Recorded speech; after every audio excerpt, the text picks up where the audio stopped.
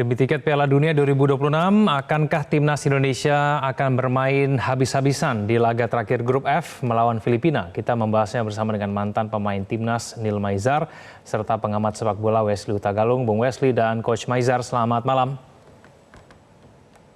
Selamat malam, Bang. Ya, terima kasih atas waktunya bersama kami di Prime Time News. Saya ke Bung Wesley dulu. Bung Wesley, di atas kertas seharusnya kita menang dengan mudah begitu ya. Kira-kira ada nggak sih hal yang mungkin bisa membatalkan kita supaya tidak menang begitu nanti melawan Filipina, Bung Wesley? Ya, izin Mas Igan, saya tidak akan memakai kata menang dengan mudah karena walaupun Filipina tidak punya peluang lagi, tapi apa yang mereka perlihatkan ketika menghadapi Vietnam itu menunjukkan mereka pemain yang serius dan mengancam.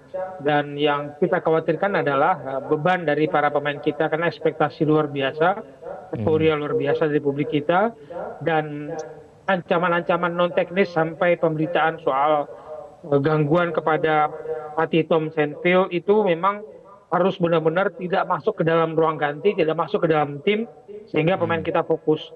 Menang mudah saya pikir tidak ada jaminan sih, Mas Egan. Coach Maizar, menurut Anda kira-kira akan seperti apa nanti jalannya pertandingan? Ya, ini pertandingan yang sangat menentukan buat tim nasional Indonesia, karena kemenangan ini memang mutlak harus diraih.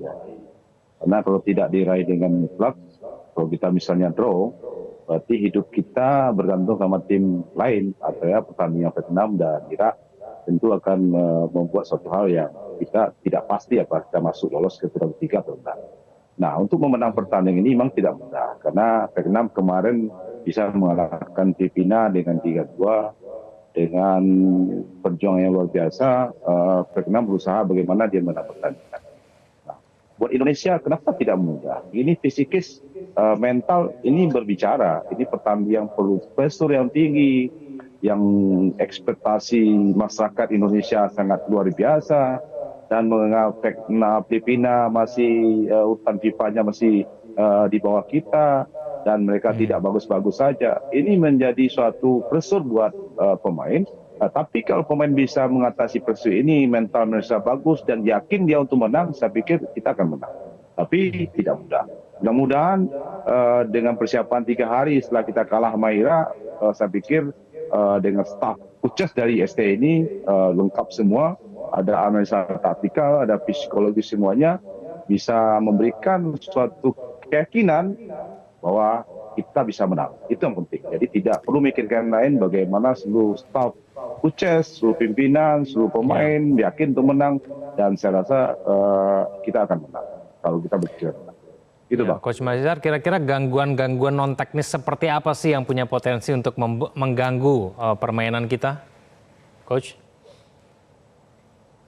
Kalau secara non tenis, karena mereka kalah aja kemarin 2-0 sama Irak. Yang kedua, mereka harus menang.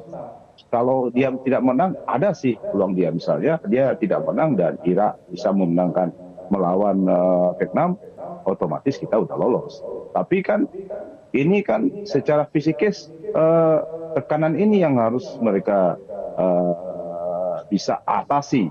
Tapi saya pikir dengan pengalaman mereka bermain di berbagai negara yang di Eropa, seperti Marcelino, seperti Justin atau Tom, ya. Jadi semuanya saya pikir bisa lah mengatasi. Masa nggak mungkin bisa mengatasi mental? Karena ini kan pertandingan yang menentukan. Kalau mereka tidak siap dengan mentalnya dan dia ragu-ragu dengan kompetensi yang mereka miliki, semua teknik tidak akan keluar. Jadi saya harap pikiran saya ini, pemain tetap main dengan rileks, dengan kualitas individu mereka akan muncul, kekompakan akan muncul, kerjasama akan muncul, ketenangan akan muncul. Ya, anggap aja itu pressure itu ya sudah, nama sepak bola kan begitu. Dan itu akan membuatkan suatu hasil yang tadi diperlihatkan di lapangan dengan luar biasa. Dan mudah-mudahan tidak terbebani lah, karena secara fisikis kalau kita dalam tekanan ini kalau bisa keluar, maka Indonesia akan bisa mendapatkan hasil yang bagus, dan kita tentu akan bangga dengan itu. Ekspektasi kita akan luar biasa, Karena putaran ketiga ini kan merubah segala-galanya. Kita masuk putaran tiga, kita lolos Piala Asia, kita nanti lawan-lawan tim yang hebat Asia, dan itu memang luar biasa.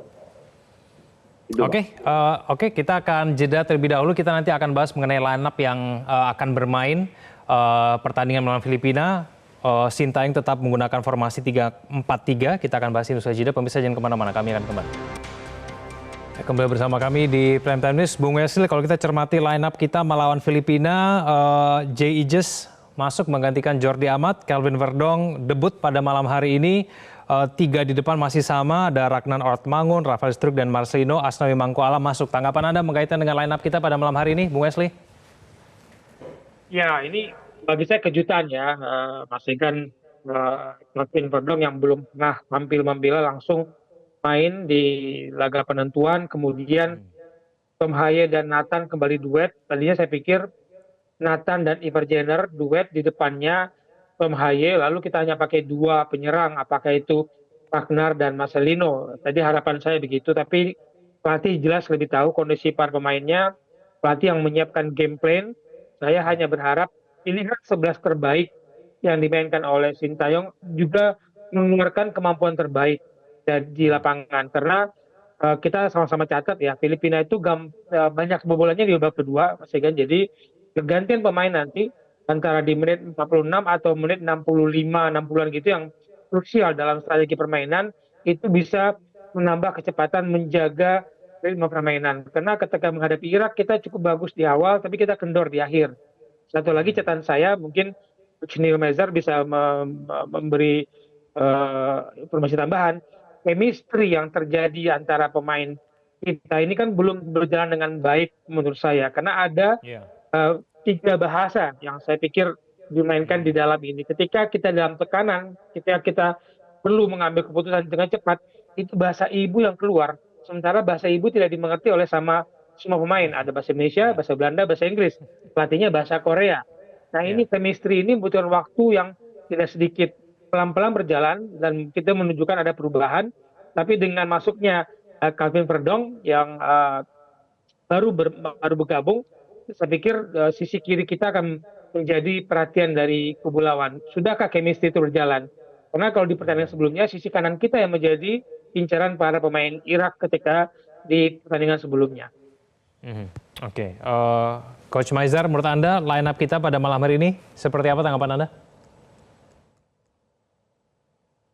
Ya, kalau saya sih ini sudah seperti di perkiraan karena Jaynes itu memang kualifikasi dia memang sangat luar biasa sih dia.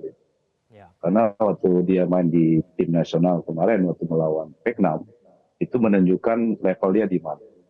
Dan saya yakin di belakang dia akan bisa jadi leader. Terus Veron di kiri juga sangat luar biasa, dan pengalaman dia di Liga Banda dan main dia cukup bagus. Terus Nathan saya favorit sebenarnya Nathan ini. Nathan sama Tom Haye ini kombinasi yang sangat luar biasa. Nanti kita lihat, karena Nathan lebih banyak dia defend dan si Tom Haye lebih banyak attacking, jadi bisa dia mengimbangi di pertahanan tengah. Kombinasi ini kalau jalan ini luar biasa. Nanti Marcelino yang bisa menjadi freelance lah. Kalau kan biasanya Marcelino di situ, karena sekarang ditaruh di kanan ya, nanti bisa berganti-ganti dengan si orang bangun.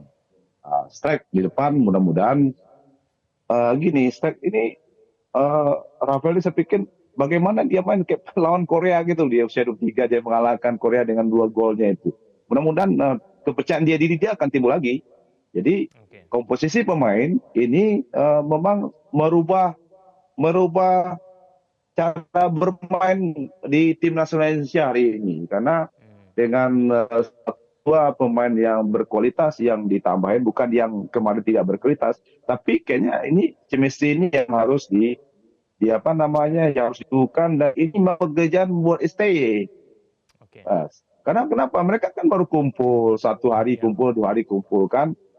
Apakah ini akan menjadikan suatu tim yang sangat berkualitas? Saya pikir bisa lah, karena mereka masing-masing punya experience masing-masing di tim nasional, dan bahasa yang bilang tadi Bang Wesley itu juga pengaruh. Karena kan komando di tengah itu ini bahasa pakai bahasa Indonesia atau bahasa Belanda atau bahasa Inggris.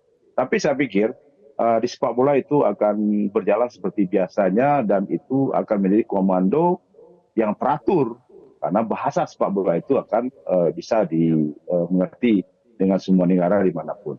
Dan saya harap komposisi pemain ini bisa menghasilkan gol di menit-menit awal sehingga kita aman dan PD kita tambah tinggi dan kita bisa mandong lagi, asal pemain Indonesia harus hati-hati dengan kebangkitan Filipina karena Filipina malam ini nothing tulus, dia kalah atau menang pun dia tidak akan merubah situasi apapun. Dan ini akan juga merepotkan Indonesia. Gitu Pak. Ya, Bung Wesley, terakhir prediksi Anda kira-kira skor akan berapa nanti malam? Nah, saya kan pinginnya besar sih ya, tapi dengan situasi lapangan semoga hujan deras tadi yang sempat mengguyur di kawasan Senayan tidak merusak rumput GBK sehingga game plan yang diinginkan oleh tim pelatih STY itu bisa berjalan dengan lancar karena saya berharap sayap-sayap kita mentajam jadi 1 gol babak pertama, 1 gol babak kedua, 2-0 saja saya udah cukup bagi saya itu. Oke, yang penting menang ya. Terima kasih. Baik, Bung Wesley dan Coach Maizar, terima kasih sudah bergabung sama kami di Prime Time News. Selamat malam semuanya. Jelajahi cara baru mendapatkan informasi. Download Metro TV Extend sekarang.